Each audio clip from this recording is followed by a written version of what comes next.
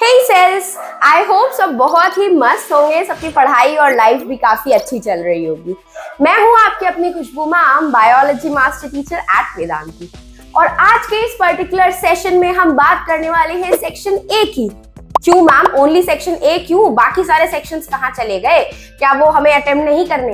अरे बाबा करने हैं, बट सेक्शन ए आपका एक ऐसा सेक्शन माना जाता है जहां आपको पूरे फुल 20 आउट ऑफ 20 मार्क्स मिल सकते हैं। लेकिन उसमें भी आप लोग इतनी डम सी मिस्टेक्स करके आते हैं कि जहां आपको फुल मार्क्स मिलने होते हैं वहां आपके मार्क्स डेफिनेटली कट हो जाते हैं, सिर्फ यही सिली मिस्टेक्स करके।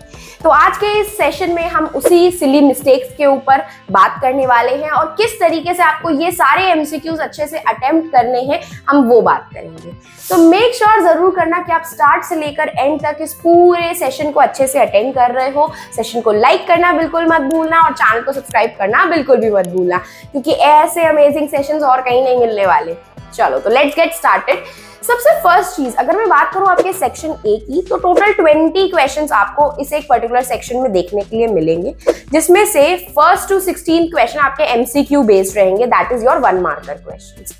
रिमेनिंग लास्ट के जो 4 क्वेश्चंस रहते हैं वो भी आपके 1 मार्कर ही रहेंगे, लेकिन that will be your assertion and reasoning based questions, assertion and reason questions होंगे आपके। ठीक है, तो अब आपकी कौन कौन सी ऐसी सिली मिस्टेक्स हैं जो हर बच्चा इस एक पर्टिकुलर सेक्शन को अटेम्प्ट करते टाइम पे करता है, वही बात करते हैं। Let's start with the very first mistake. बच्चे ना अक्सर क्वेश्चन को प्रॉपर्ली रीड नहीं करते। सच सच बताना मुझे कमेंट सेक्शन में, आप में से किसने किसने ये गलती की है, इतने ओवर कॉन्फिडेंस में आके, इतने रश में आकर के क्वेश्चन को प्रॉपर्ली रीड नहीं किया। वो बोल आपको इनकरेक्ट ऑप्शन रहा है, लेकिन आप उसमें टिक करके आते हो करेक्ट ऑप्शन। हुई ना गड़बड़ यहाँ पे? साला ये दुख का खत्म नहीं होता बे। तो भाई सबसे पहली मिस्टेक तो आपकी यही हो जाती है, इतनी रश में आंसर मार्क कर देते हो। सेकंड गलती आपकी, मतलब क्वेश्चन चलो रीड भी कर लिया, देखा कि इतना इजी क्वेश्चन, बाप रे, बोर्ड इतना इजी क्वेश्चन भी दे सकता है। भाई देता है, लेकिन गलती आपकी यहीं पे यही होती है कि क्वेश्चन देखा इतना इजी है भाई, यूं हो जाएगा चुटकी बजाते हुए, और बस गड़बड़ करके आ जाते हो, सब खिचड़ी मचा देते हो उसी में आकर के। कट हुए नंबर के नहीं हुए। उसके बाद थर्ड गलती, अक्सर बच्चे मैथ्स के एग्जाम में और फिजिक्स के न्यूमेरिकल सॉल्व करते टाइम पे बहुत करते हैं कि मतलब देखा क्वेश्चन अच्छा है, आता है, इसमें डायरेक्ट यही मेथड भी लगेगा, ये फॉर्मूला भी लगेगा, अप्लाई भी किया, लेकिन इतनी जल्दी में होते हैं भाई, से ट्रेन छूटी जा रही होती है, पनवेल निकलना होता है उनको, ऐसा लगता है, और बस वो इतनी रश में कैलकुलेशन एरर करके आंसर गलत मार्क करके आते हैं। हुई गलतियां सारी। यही गलतियां आपको सेक्शन ए में 20 आउट ऑफ 20 लाने में रोक देती हैं।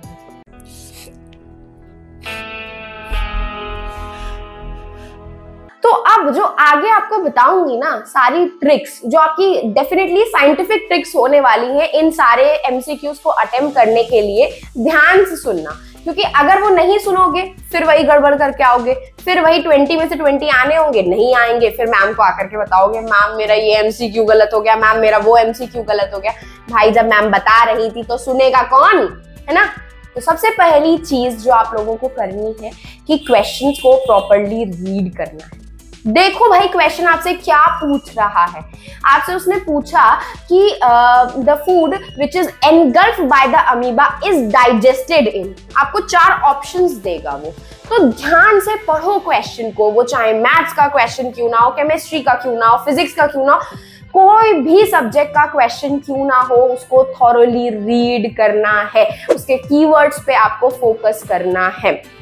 सिर्फ क्वेश्चन के साथ साथ ऐसा नहीं है कि ऑप्शंस नहीं रीड करने हैं, कभी कभी कंफ्यूज करने के लिए आपको 2 ऐसे ऑप्शंस दे दिए जाते हैं जो ऑलमोस्ट सेम होते हैं, लेकिन आंसर उसमें से करेक्ट तो एक ही होगा ना आपका।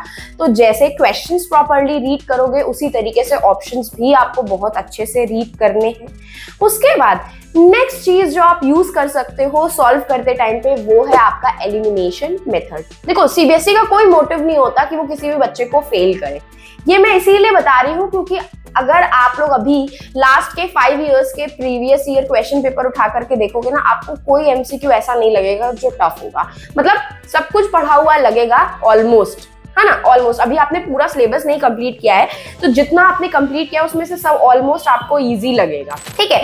तो यही रीजन है मेरा ये बताने का कि सीबीएसई का कोई मोटिव नहीं रहता फेल करने का, तो क्वेश्चंस आपके इजी आने वाले हैं। उसमें कोई भी बहुत ही 1 in a million वाला केस होगा कि वो आपको कंफ्यूजिंग ऑप्शन दे दे, अदरवाइज ऑप्शन एक ही रहता है। जैसे कि अभी मैंने आपको एक क्वेश्चन बोला कि in amoeba where is the food digested, और उसमें उसने ऑप्शन दे दिए, फूड वैक्यूल दे दिया, क्लोरोप्लास्ट दे दिया, माइटोकॉन्ड्रिया दे दिया और सूडोपोडिया दे दिया, ठीक है। तो अब सूडोपोडिया और फूड वैक्यूल में आप लोग कंफ्यूज हो जाओगे, लेकिन अगर आप अपनी बुक में डायग्राम को देखोगे तो वहां पे साफ लिखा हुआ है कि फूड वैक्यूल के अंदर खाना डाइजेस्ट होता है। और क्या डाइजेस्ट हो रहा है? फूड डाइजेस्ट हो रहा है, तो फूड वैक्यूल के अंदर ही तो डाइजेस्ट होगा ना। सूडोपोडिया तो सिर्फ फॉल्स फीट होता है उसको एनगल्फ करने के लिए।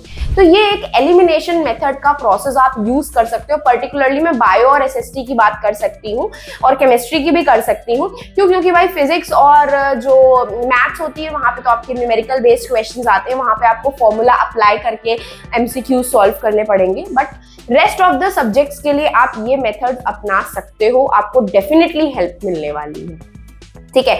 और मैथ्स के लिए और फिजिक्स के न्यूमेरिकल्स के लिए मैं आपको सिर्फ इतना बोलूंगी कि इतना रश में मत रहना। अगर इन केस आपको आंसर नहीं आता है, उसको सर्कल लगा दो पेंसिल से छोटा सा कि मुझे ये बाद में क्वेश्चन सॉल्व करना है, लेकिन सॉल्व जरूर करना जब आप एकदम काम डाउन हो जाओ। अगर क्वेश्चन नहीं आ रहा है, take a deep breath, calm down हो जाओ, फिर उसको सॉल्व करो। कभी कभी हमारा माइंड जो स्टक हो जाता है, हम आंसर नहीं कर पाते हैं, तो उस केस में आपको यही अप्लाई करना है। आपके पास पूरे 20 के 20 मार्क्स ऐसे हथेली पे रखे हुए होते हैं, इतने इजी एमसीक्यूज आते हैं।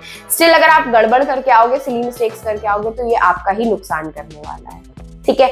तो बस इतना ही मुझे आपको साइंटिफिक ट्रिक्स के बारे में बताना था और आपकी सिली मिस्टेक्स के बारे में आपको बताना था। आई होप आपको समझ में आ गया होगा कि अब जो आपके मिड टर्म्स आने वाले हैं उनमें आप ये सारी ट्रिक्स को जरूर फॉलो करो और ये सारी सिली मिस्टेक्स को अवॉइड जरूर करना।